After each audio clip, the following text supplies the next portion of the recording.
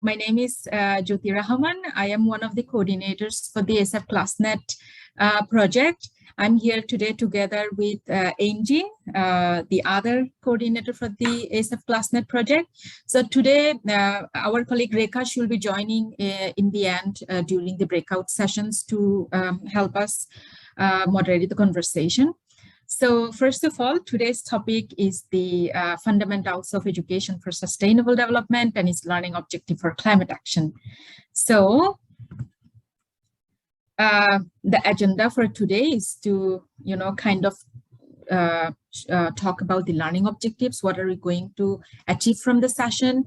And then the learning elements for today would be mainly focused on a very quick overview on sustainable development goals, and the fundamentals of education for sustainable development. So that's the key part for today's webinar, where we will cover its origin, history, framework, and relevance.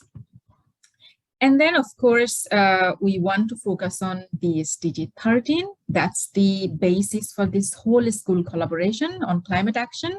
So we will go through a specific learning objective for education for sustainable development, focusing on climate action, Sustainable Development Goal 13. And we will showcase some resources. Hopefully you have enjoyed the videos we showed based on one of our handbooks. So those were short videos to introduce the handbook to educators, and I will introduce the handbook later in a slide. And then we will do a self-reflection exercise, and we will have a group discussion specifically on the Sustainable Development Goal 13, climate action. So we have a few webinar rules. If you remember from the last session, it's a little bit, I think the session gets interrupted when you are not muted and there are background noises. So I'd really appreciate it if you could mute yourself during the presentation so that we don't have any background noises. And then if you have a question or a comment as we present or during the Q&A sessions, please raise the hand button. You can find it when you look for the reaction button. You'll see there is a raise hand button. So if you click that, then we'll know that you have a question or comment. Or you can also use the chat box to post your comments and question. And we will be sharing relevant links whenever necessary through the chat box. So please do pay attention to the chat box. There might be questions coming in from your peers, so from you as well for each other. So I think if you can focus on the chat box throughout the presentation, that would be great. And of course, sometimes you start speaking when you have a question, but you are muted, right? So if you could unmute yourself before you speak, that would be great. So as I mentioned, for the agenda, the key elements for today is, of course, quick overview on sustainable development and education for sustainable development, and particular focus on climate action, Sustainable Development Goal 13. And we know that for most of you, of course, as an educator, advocating for sustainable development, know about sustainable development. However, we cannot just jump into discussing education for sustainable development without having a quick overview. So our goal is to refresh your knowledge on sustainable development first, and then some of you may never heard of the term education for sustainable development. Some of you know a lot about it. And our goal is to, in a way, those of you who don't know about the term or, never heard of it, to build your knowledge on it. And those of you who know about it, and some of our alumni who participated in for example, the V4IoT project, to enhance your understanding on education for sustainable development. And then, of course, through a discussion, group discussion and self-reflection, our focus is to deepen your understanding on different learning goals and objective for climate action. That's the key element for this school collaboration. As you go through the action learning phase, this is one of the areas you will be mainly focusing on. So, to start the webinar, let's focus on sustainable development for a bit. We talk about sustainable development you as an educator, when we support teachers, but we want to know first, how you understand sustainable development, right? So if you could quickly type in the chat box, when you think about sustainable development, right? Think of something that you did today or perhaps this week that contributed to sustainable development. And then we'll have an overview of, where you are coming from, how you understand sustainable development, and just to have an overview. So let's see. Oh, wow, recycling. Thanks, Laurie. I do that as well. I have been actually right now recycling a coffee cup that I used yesterday. So, okay, we have very nice, Alan. Thank you. That's very, helpful for the environment to bike when you go to your job. A smaller water usage. That's very nice. Yeah. Without depletion of natural. Yeah. That's thank you, Ranwati. So we have more responses coming in. So Hanadi says in chemistry class. Sorry. Instead of throwing a hydrocolloid solution, they prepare for everyone to use. Wow, that's very reducing waste, right? So Alexia says, take online meetings to prevent driving from one venue to another. That's perfect. That's what we do most of the time, especially since the pandemic started. Decompose leftovers, eat breakfast with local fruits. That's really helpful to, reduce your carbon footprints. So reduce the temperature for heating by 2 degrees. Absolutely, that contributes to reducing carbon footprint as well. And then, okay, share clothes with friends. Yes, recycling clothes. Wow.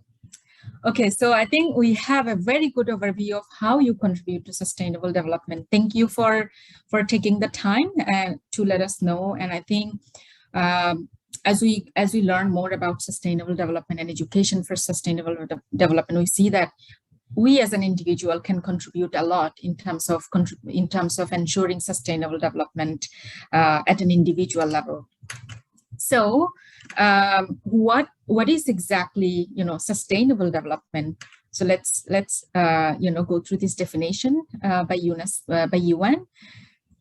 So sustainable development is considered development that meets the needs of present without compromising the ability of future generations to meet their own needs. And there are 3 dimensions for sustainable development: of course, society, environment, and economy. But the key thing is, where is the sustainable development in these 3 circles, right? So it's not,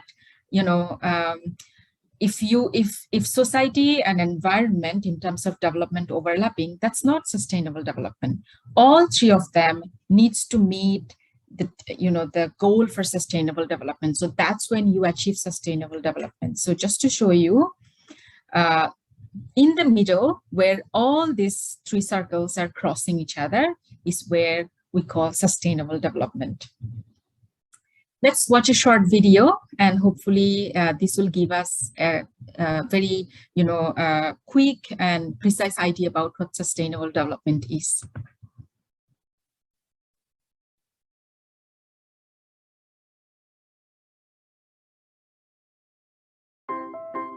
Sustainable development. Everybody's talking about it. But what do those 2 words really mean? Let's take a couple of minutes to see what sustainable development is all about. The idea first emerged in the late 1980s as a response to the world's growing social and environmental problems. With globalization, the inequality gap between rich and poor countries is widening every day, and the projections for population growth are alarming.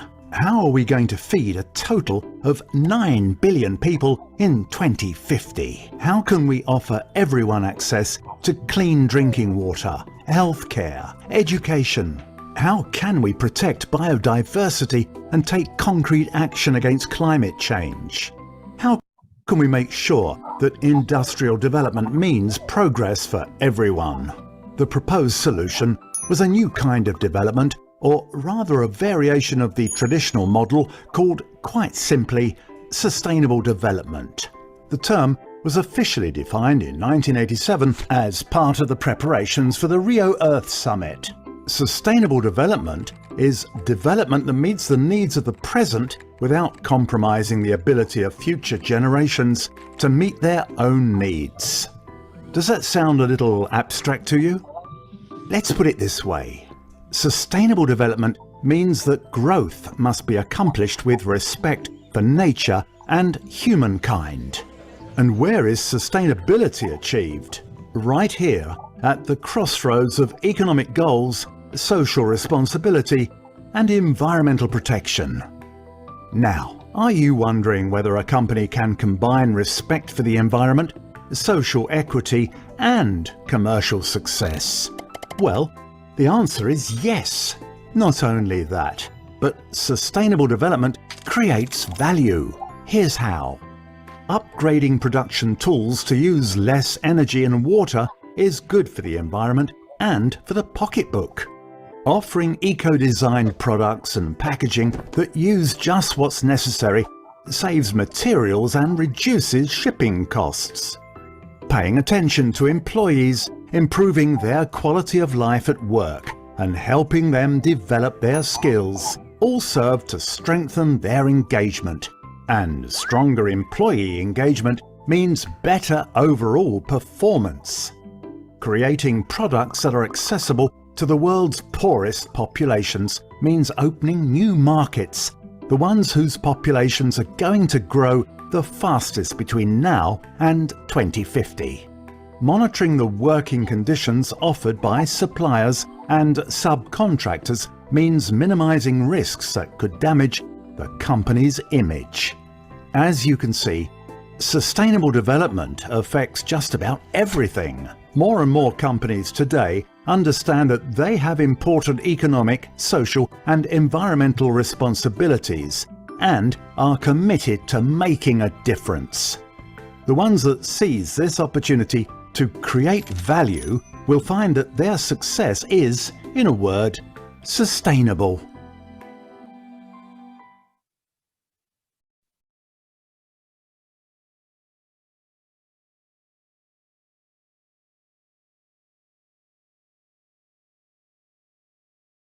So hopefully the video gave you a very quick overview on sustainable development and what exactly it is in terms of these three dimensions that we are talking about: society, environment, and economy. And as you know, there are 17 sustainable development goals. Let's dive into these 17 goals in terms of 5 Ps. So what are the 5 Ps? So these 5 Ps are people, prosperity, peace, partnership, and planet. So, recently policymakers, when they were discussing Agenda 2030, they concluded that these 5 Ps are actually the critical dimensions for achieving the 17 Sustainable Development Goals. So how are they connected? So if you look at the, each sustainable development goals in terms of these 5 critical dimensions, for people, we have Sustainable Development Goal 1, so that's no poverty, and then 2, zero hunger, 3, good health and well-being, 4, quality education, 5, gender equality, and for prosperity, we have affordable and clean energy, so that's Goal 7, and then we have decent work and economic growth, that's Goal 8. And for Goal 9, industry, innovation, and infrastructure. And 10, reducing inequalities, and then 11, sustainable cities and communities. And then for peace, it's the only one, so that's Goal 7. It's peace, justice, and strong institutions. And for partnership, that's again standalone goal 17, partnership for the goals. And then for planet, we have Goal 6, clean water and sanitation, Goal 7, responsible consumption and production, and then Goal 13, climate action, the goal that we will be focusing very deeply as we go through this school collaboration journey. And then Goal 14, so that's life below water, so below ocean, for example, and then 15, life on land, so below water and then above water. And the three dimensions that we were talking about, society, economy, and environment, how are these goals related to, in regards to this three dimension? So of course, for economy, we have goal 8, 9, 10, and 12. And for society, so that's people, and we have goal 1, 11, 16, 7, 3, 4, 5, and 2. And for, of course, the foundation, right, biosphere, also known as the environment, we have 15, 14, 6, and 13. So I hope that this gives you a quick overview on sustainable development and how they are connected and explained in terms of various dimensions, and how they can be achieved through that 5 critical dimensions that we mentioned just now. Now, let's dive into education for sustainable development. So why are we talking about sustainable development and education? First of all, education is considered, one of the critical elements, one of the critical way to in the 2030 agenda for achieving sustainable development. And it's considered essential for achieving all the sustainable development goals. And of course, education is considered a catalyst that impacts, various aspects of our life. For example, health, employment, income, and advancing gender equality. And of course, education is absolutely crucial that transmits the values and skills to make informed choices and help us shape a more sustainable future. For example, as educator, through the various activities and that you were adapting, for example, going to work by bike, hopefully you were encouraging your students as well, and recycling clothes and recycling products. And that's all, in a way, all kinds of those kind of activities are, as your students see what you are adapting, helping them to, have values that are conducive to achieving sustainable development and help them to adopt pro-environmental choices.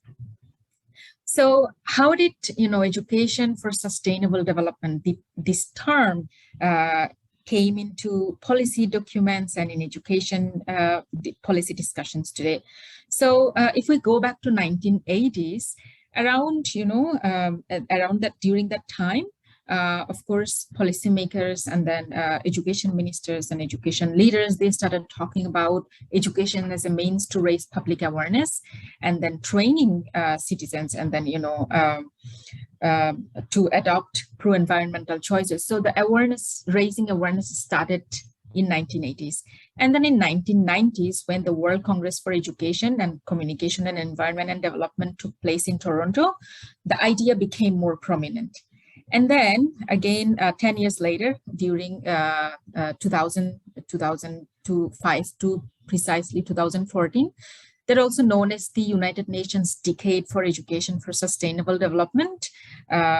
A lot of initiatives took place and a lot of initiatives happened after the decade was introduced specifically for ESD.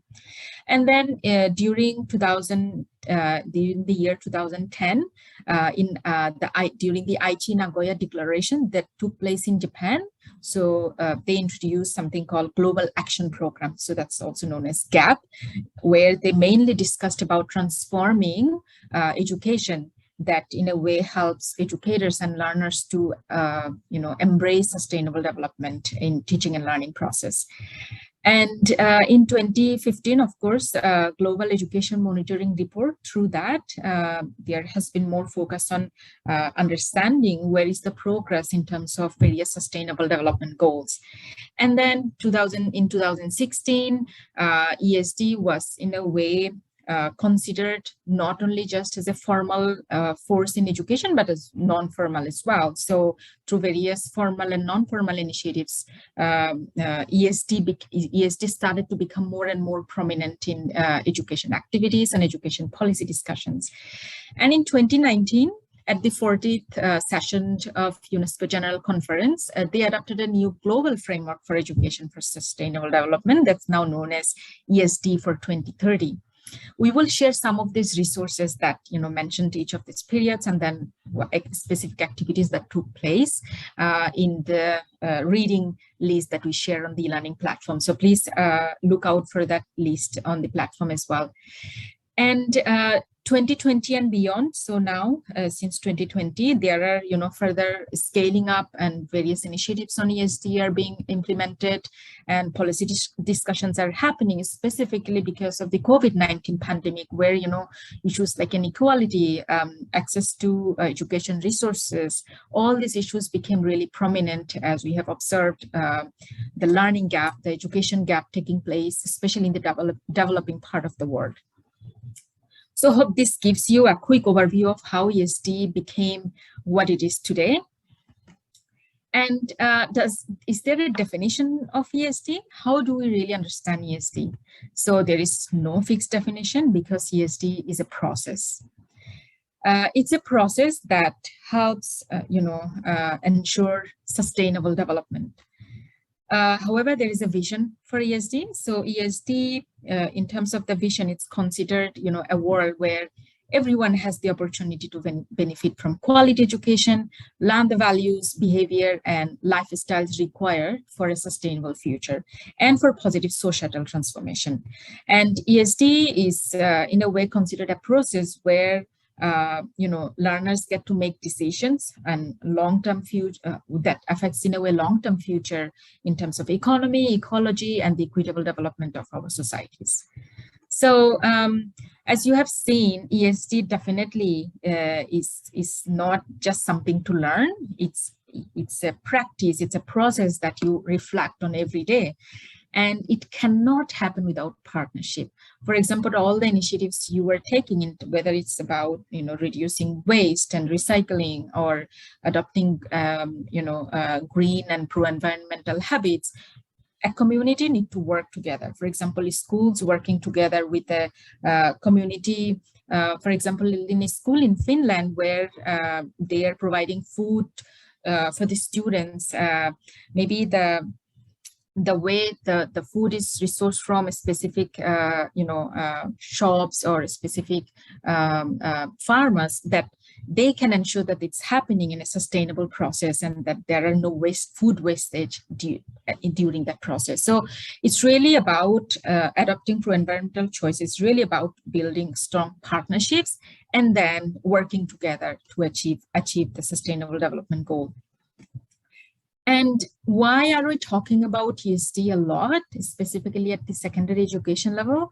Because secondary education level, where learners are really young, it's a stage in their life where it's easy, and it's really important to kind of teach them about values regarding sustainable development. And according to UNESCO, so secondary level education, it needs to be much more than skills training or civics.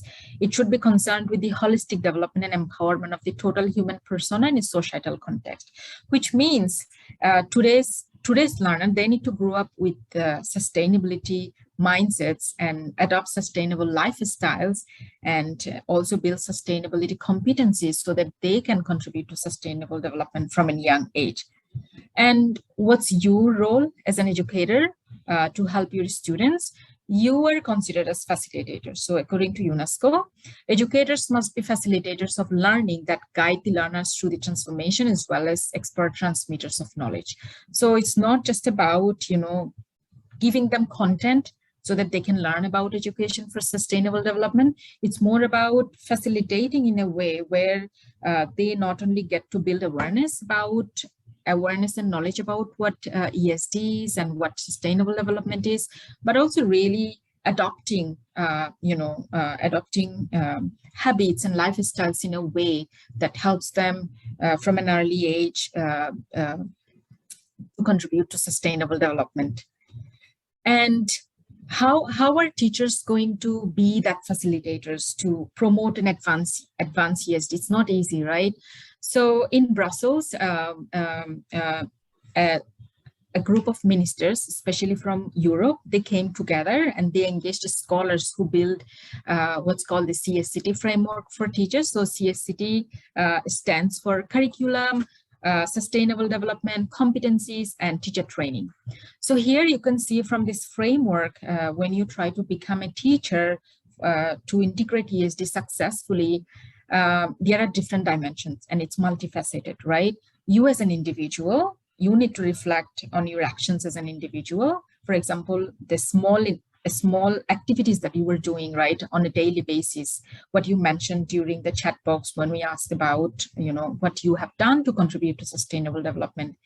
And then you as a teacher, you are not alone. You are working in an institution where you have other teacher colleagues who are in a way working together, right? So you can exchange ideas with them and then take collective actions, not just as an individual level, but at a school level, for example, to make your school a green school, right? An eco school to achieve sustainable development. And then from the institution, you go back to your home, right? And you live in a community. So as a teacher, you are encouraged to reflect on not only at an individual level, a school level, but at a community level as well, where you interact with your, for example, family, relatives, and then community leaders and community members in general. And so this is just the framework that gives you an idea about how building competencies as educator for education for sustainable development. It's really complex and it has various dimensions. That's one of the reasons we are having this school collaboration, where we can empower you not only through specific lessons and through the thematic webinars, but also giving you a platform where you can engage with each other, share ideas, and help each other build understanding and competencies collectively to address and to promote education for sustainable development in your own school. And so what are the learning domains? So here is the key part. And education for sustainable development actually is considered transformative, right? Transformative education that in a way reorients societies towards sustainable development. What does it mean for your student? Where are you going to start that process, that transformative process, right? So let's look at the learning domain for your student in terms of education for sustainable development.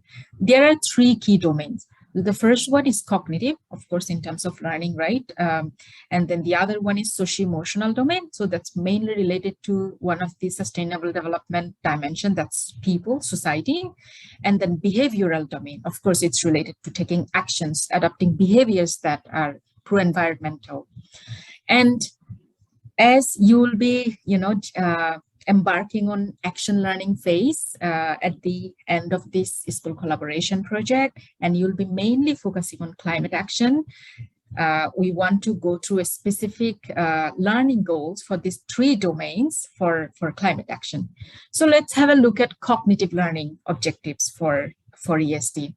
So for this, the first one is, of course, learners need to understand greenhouse effect as a natural phenomenon caused by an insulating layers of greenhouse gases. So for climate action, understanding greenhouse effect, right? That's really, really important. And then learners, they need to understand that climate change is the phenomenon that's resulting from increased greenhouse gas emissions. And then the learner, they need to understand human activities on a global, national, local, and individual level. So just one level is not enough. They need to understand various levels so that they can build that system thinking skill to reflect on, various levels in their life. So it's really important that, you are here. You are not only focusing on sustainable development and education in your own context. If you're coming from, for example, Finland, Malta, and Cambodia, you are not just focusing on in your own country context, but you are talking to your peers and that kind of learning about what's happening in their part of the world and how that translates and reflects for your own context. So hopefully that knowledge you can discuss with your students, and then help them also in a way build understanding for different levels. And of course, they need to understand various dimensions of sustainability as well for ecological, social, cultural, economic, and political as well, various consequences. And then, of course, they need to understand not only how at various levels climate change because of the greenhouse effect is in a way contributing to climate change, but also like what are the prevention measures they can take, how they can mitigate as an individual, how they can adopt strategies to actually contribute to positive climate action. So in a way, really, cognitive learning objectives, it's about having the knowledge and understanding. And what are the socio-emotional learning objectives? So I'll not go in detail into explaining all these levels. Hopefully you can have a look at them later. But just to kind of recap, in terms of socio-emotional learning objectives, it's about learners, they need to understand that they are living in a society, right? They are living with other people, and whatever actions they are taking at the personal level not only impacts them, but also impact other members in the society. So they need to build that socio-emotional understanding and need to reflect from that socio-emotional level to address climate change issues at a both local and global level. And then the behavioral learning objectives, of course, it's about taking actions, right? It's not important to build knowledge and then build skills on sustainable understanding climate action to contribute to sustainable development. It's really important that the learners, they have the values, and then they have the skills as well as the values to actually take actions, make changes in their behavior. For example, reducing the use of plastics on a daily basis, and then, taking actions to encourage others, empower others in their community to influence climate protecting policies. Just to give you an example, some of our V4IoT project students, together with their teachers, after the project, they were addressing biodiversity issues, for example, focusing on the bees and then how they contribute to positive climate actions. So that's just an example to show how educators and learners can take actions to actually encourage positive and pro-environmental choices to behavioral changes. And of course, through this session, it's not possible to cover everything on ESD. So here are some resources. We produced a handbook where we cover 5 modules on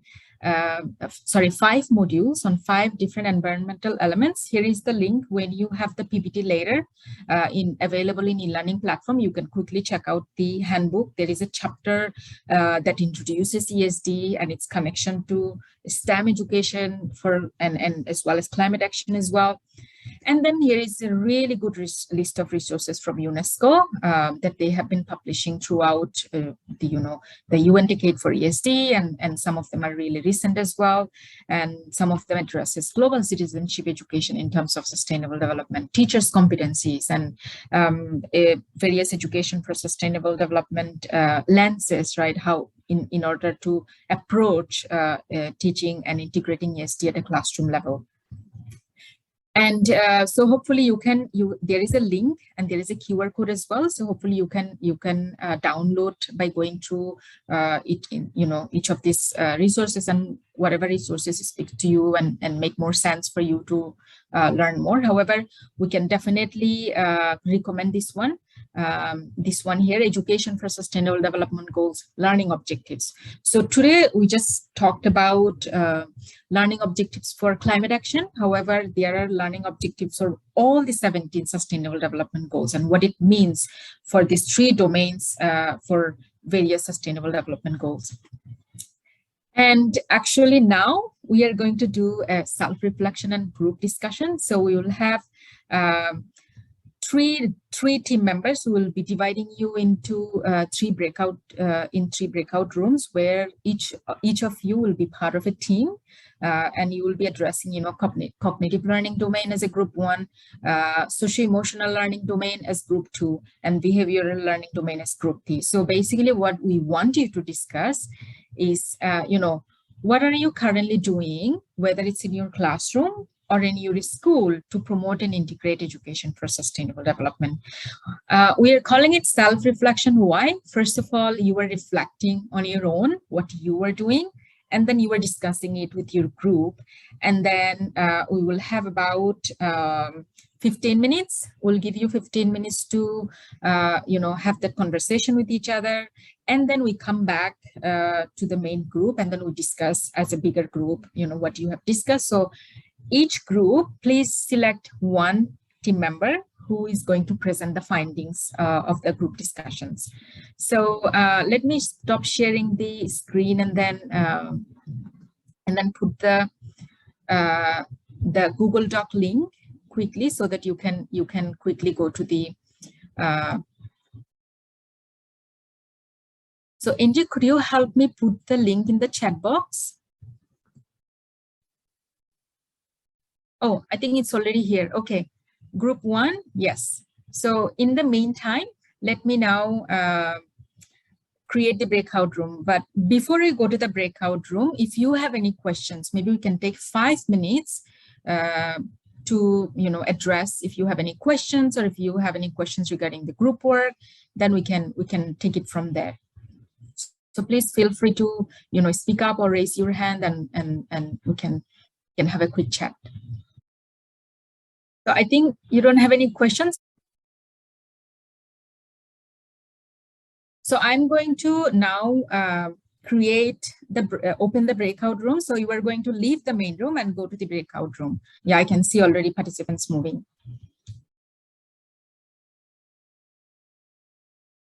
I think everyone should be now in the main room, because I don't see anyone in breakout rooms anymore. So hopefully everyone is here. Okay, perfect. So Anka from group 1, you lead the way for the discussion. So we are really looking forward to hear what you have discussed in your group. Okay. Let me give you host. Yeah. Let me see if I can make you host. Actually, I can share the screen. So I'm going to share screen for group 1. Then you can, okay, here. Can you everyone see the screen? Perfect. Okay, please go ahead. Okay, unmute. I am really grateful, first of all, for hearing so many unbelievably nice ideas, and for hearing, all sorts of teachers teaching different subjects. So mainly I understood, like, there are countries and schools which are quite involved into teaching about these environment things, and like I liked Croatia. I said wow, hearing that they if I scroll down, they have a program in the secondary school about ecology, and also a subject where students personally go and investigate problems concerning the environment, and they try to come up with solutions, which is great. That means that no, I don't draw the conclusions. Then there were some other teachers, colleagues from Brunei, for instance, where they also teach in geography greenhouse gases, for instance, like part of the curriculum, which is again wonderful. The students hear it directly from the teachers, so they will know the concepts.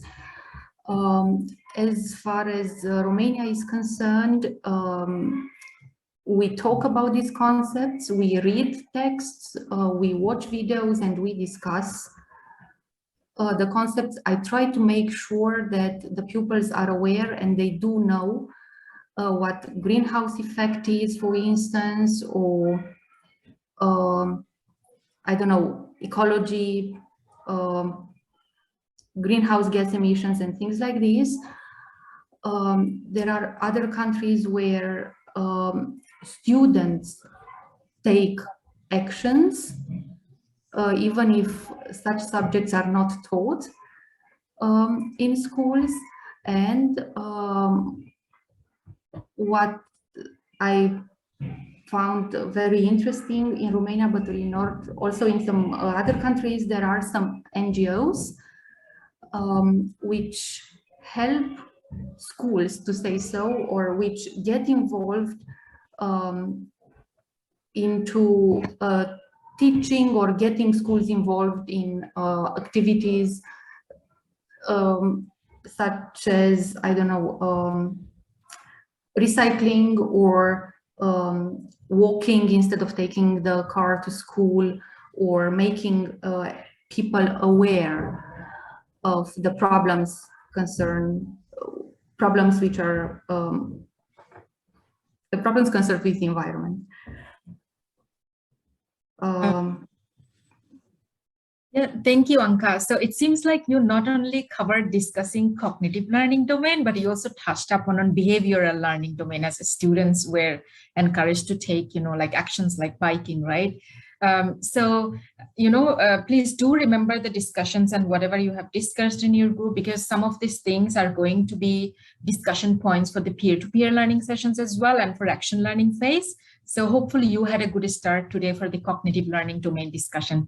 Now we are moving on to second group. So that's socio-emotional learning domain. So who is the team member presenting from this group? Please feel free to jump in. Joe feels you were talking about what you have done with your students. So maybe you can start by discussing that. All right. Okay. Yeah, we didn't really choose a person to present everything yet, so that probably explains the quiet now.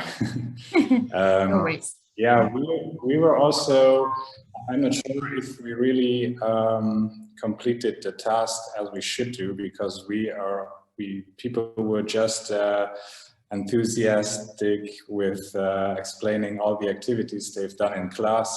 And we're not pretty sure if it's all on the socio-economic level, socio-emotional learning level, sorry. Well, some of the activities are, the first point you see here, there's like a card game which you can do in class called Climate Fresque. We posted a link, which is really nice to see the reasons why and also the consequences of climate change. Then there was presented like a competition in English class, which was about designing your own clothes with recycled and plastic materials. And then another project was called the Eco Brick project, which is also about recycling and upcycling plastic waste. So there's a lot of projects going on in that direction.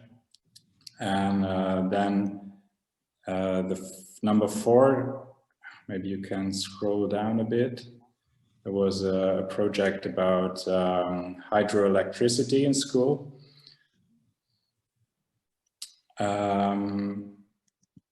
Yeah, and then a home garden at school, which I found really interesting, which is a thing I think that every school could easily do at their school.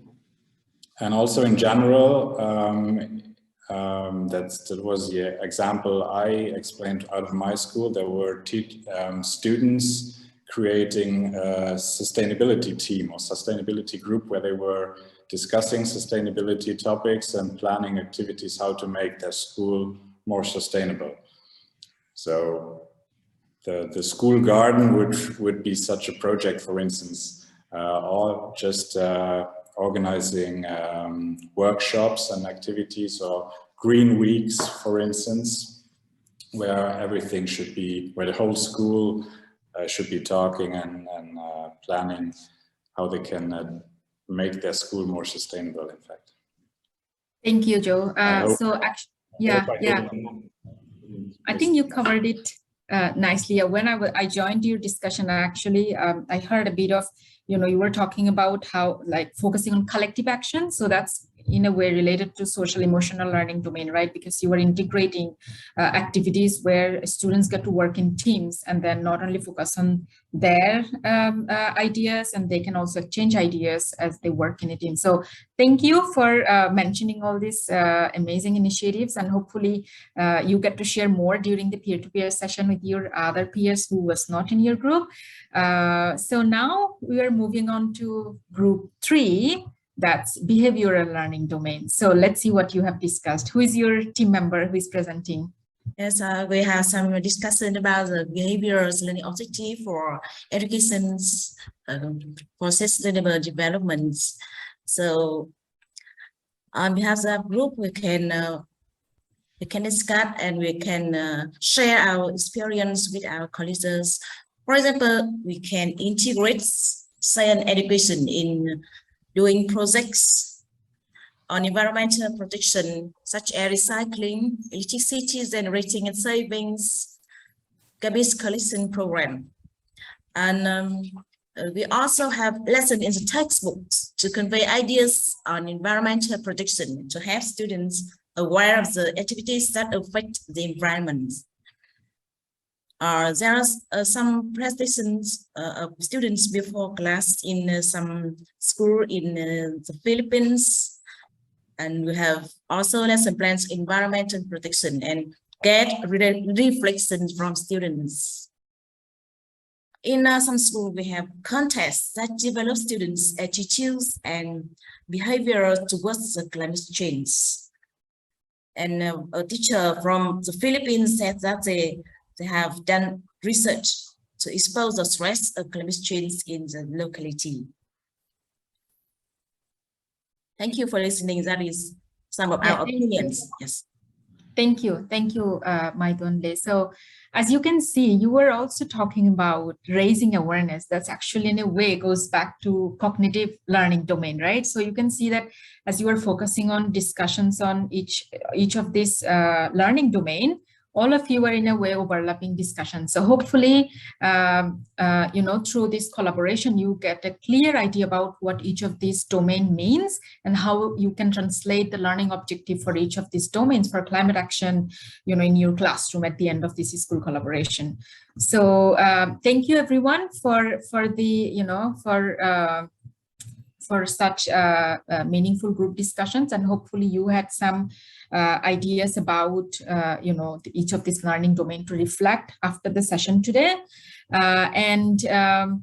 So we are a little bit over time, so thank you for your patience and for still for being here. I will not take any more time, and we don't have any more content to cover, so just quickly wrapping up what's next. So next week we have the session, the second thematic webinar, which is on climate change education and its significance today. So we have 2 speakers. One speaker is the Associate Director for Governance and Sustainable Development from the Asia Europe Foundations, Ms. Grazina Pulawoska, and then we have Dr. David Krelin and Mr. Joshua Wright from Science Scope. So each of them will cover the basics about climate change and climate change education, and then what it means in terms of significance at this STEM education at the secondary education level. So thank you everyone, and hopefully you get to reflect on the sessions on the various aspects on the ESD and sustainable development learned today, and ready for the next session on climate change education. So that's it. And if you have any question at all, please feel free to ask. If not, then we say goodbye for today, and then see you soon for the next session next week on Monday.